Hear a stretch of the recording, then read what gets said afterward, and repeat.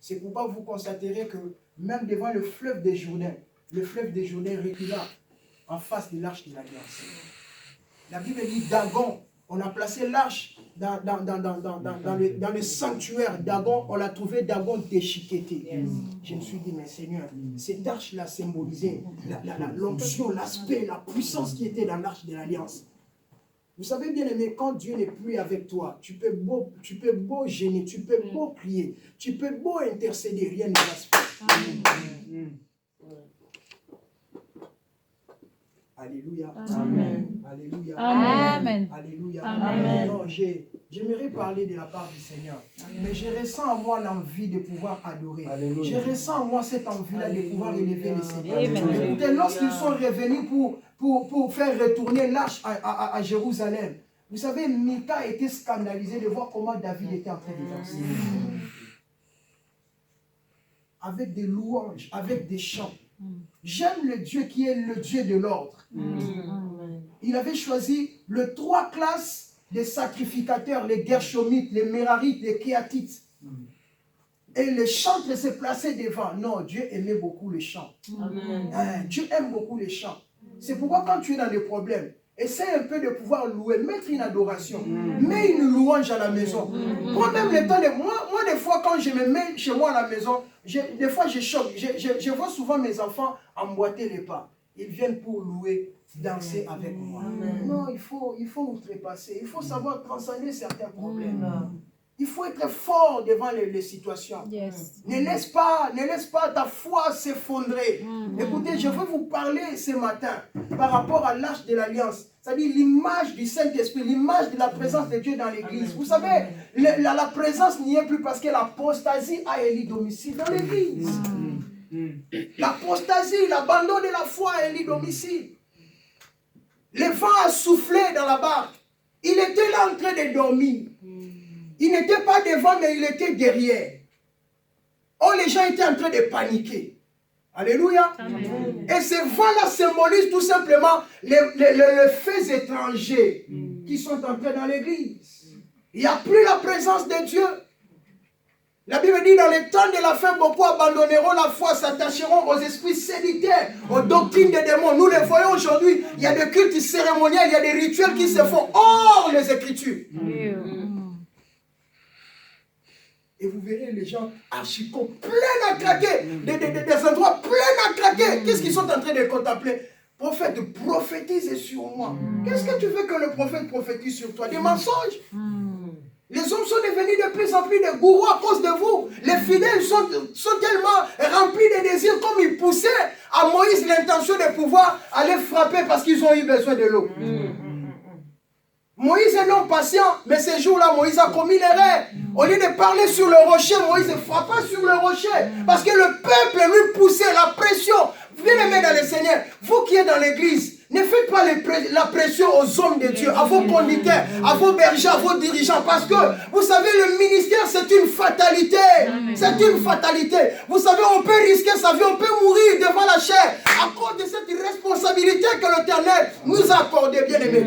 Les gens, mes amis, les gens de ma génération aujourd'hui sont assoiffés de pouvoir devenir des ministres de Dieu. Bien-aimés, ce n'est pas parce qu'on est bien vêtu d'un kazaka, c'est parce qu'on n'est pas bien sur une carrosse en train de rouler. Bien-aimés, le ministère, on ne joue pas avec le ministère. Moi, je lis la parole, j'ai compris avec ma petite connaissance. Je ne peux pas m'amuser, bien-aimé. Je préfère rester chez moi à la maison que de prendre la responsabilité de conduire et de diriger un peuple. Amen. Ikabod, la gloire est bannie. Pourquoi la gloire est bannie? L'arche était confisquée, mais ils ont amené la nouvelle à Élie le sacrificateur. Tes enfants sont morts dans les champs de bataille. Ils ont perdu l'arche de l'alliance. Mais la femme de Phiné devait accoucher. Mais sûrement, cette femme prendra la décision de donner à l'enfant le nom de Ika. Est-ce que je peux aller plus loin? Amen. Je vais ouvrir ma Bible, ne vous inquiétez pas. Je me laisse conduire par l'Esprit. Je vais ouvrir ma Bible, soyez apaisés.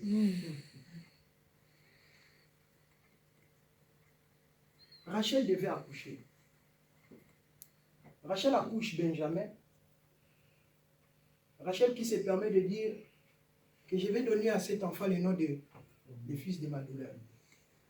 Oh, le père va répliquer. Non, il ne s'appellera pas Ben. Il s'appellera le fils de bon augure. Le nom a de l'impact sur l'avenir. Alléluia. Amen. Le nom détermine l'identité spirituelle, l'attachement, le cordon ombilical que tu as de génération en génération par rapport aux aïeux. Est-ce que je parle à quelqu'un? Amen. Est-ce que je parle à quelqu'un? Amen. Oh. Il y a un bouleversement qui s'est passé. Le Fils de l'homme est venu pour que les fils des hommes qui sont nés d'une femme et d'un homme deviennent les fils de Dieu. Les fils de l'homme, les fils de Dieu, les fils du Dieu très haut. C'est pourquoi sa naissance fut une naissance miraculeuse. Cet enfant viendra du Saint-Esprit, pas de la communion, de l'association de l'homme et de la femme. Déjà, il va briser le système de la science. Alléluia. Ce n'est plus le problème de l'association des chromosomes. Non. Ça, c'est le Saint-Esprit lui-même qui vient permettre à ce que la femme puisse enfanter. Écoutez, la Bible dit le ciel et la terre ne peuvent le contenir, mais Marie a contenu. Quel mystère, quel mystère, quel mystère, quel mystère, quel mystère. Le ciel et la terre ne peuvent le contenir, mais Marie a contenu l'humanité. Wow. N'adorez pas Marie. Hein? Même Marie aussi attendait son salut. Alléluia. Amen. Donc le sang qui devait couler sur cet homme-là ne venait pas de Monsieur X.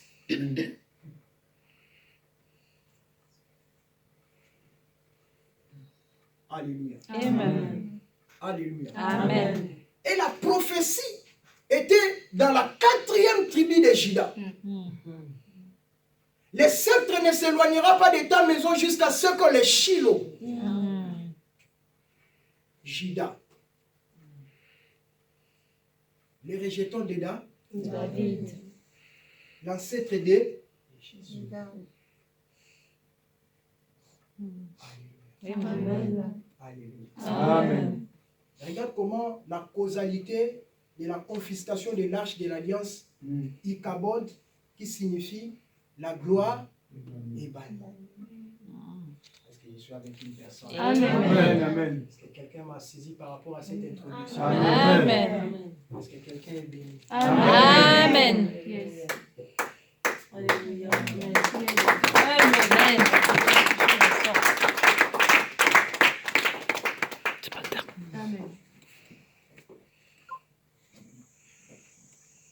Je ne parle pas seulement de l'histoire de David qui est allé déporter, qui est allé récupérer l'arche. Mais j'aimerais actualiser cet enseignement ou cette prédication ou cette exhortation par rapport à ta réalité.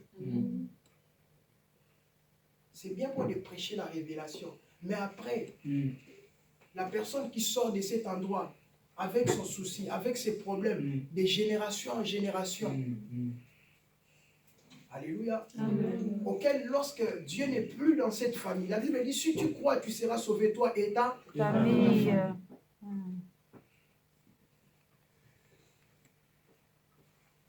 Si Christ est en nous, qui sera contre Nous. Alléluia. Amen. Alléluia. Amen. Nous avons besoin de la présence de Dieu. Yes. Imaginons quelque chose, réfléchissons ensemble. Si Dieu n'est plus avec nous, si Dieu n'est plus dans l'église, si Dieu n'est plus dans la vie d'un couple, alléluia, parce que la Bible nous parle de la 3e corde indissociable. C'est-à-dire que il est là au milieu d'une femme et d'un homme. Parce que je résume souvent l'histoire de la Bible entre 2 personnes. Je peux encore aller plus loin. Yes. Adam n'a pas doté Ève. C'est ça. Je peux aller plus loin. Amen. Adam n'a pas donné la dot. Jamais.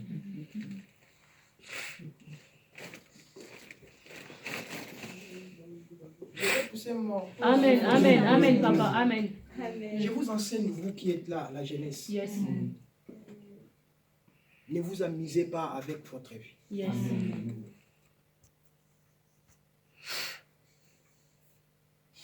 Vous avez la possibilité de changer beaucoup de choses dans vos familles et dans votre génération. Amen. Il y a beaucoup de choses qui scandalisent aujourd'hui, même dans les médias. Nous suivons comment est-ce que les choses se font dans ces pays où même les jeunes filles vont s'allier là où vous savez, là où vous connaissez. Alléluia. Amen. Mais c'est une grâce que nous avons, vous et moi, que nous soyons des chrétiens, des chrétiennes, de connaître la vérité. Écoutez, vous connaîtrez la vérité.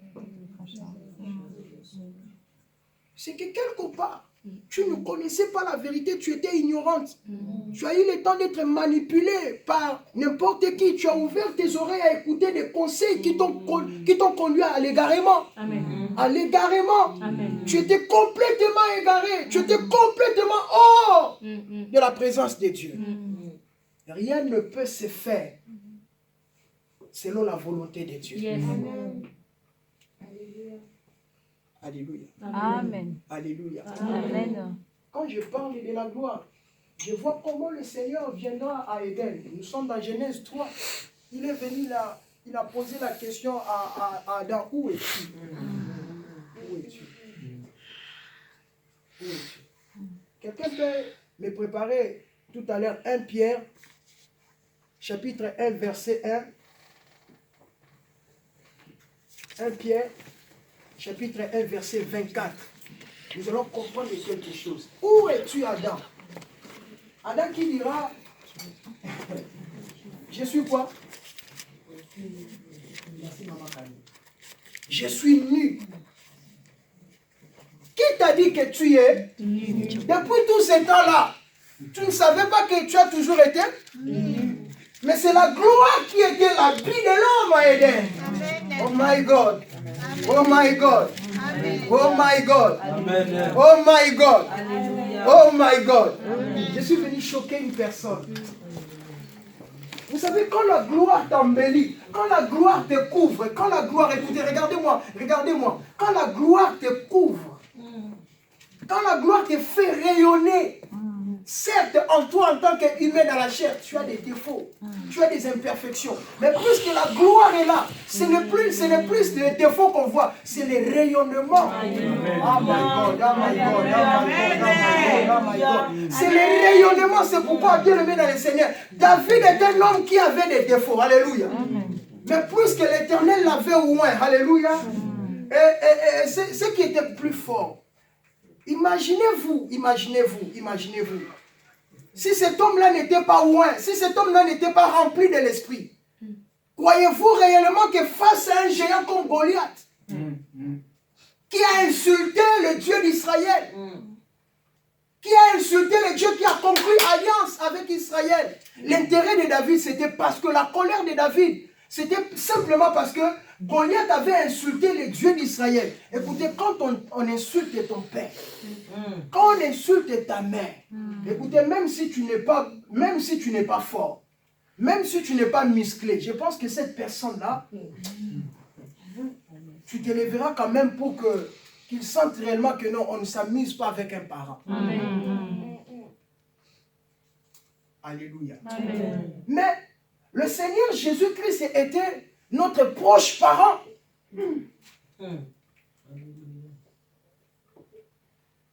Je peux aller plus loin. Yes. On ne peut pas porter l'identité d'un rédempteur si on ne réunit pas trois caractéristiques. Premièrement, on doit être un proche parent. On doit avoir la richesse. On doit avoir un prix à payer. Alléluia. Alléluia.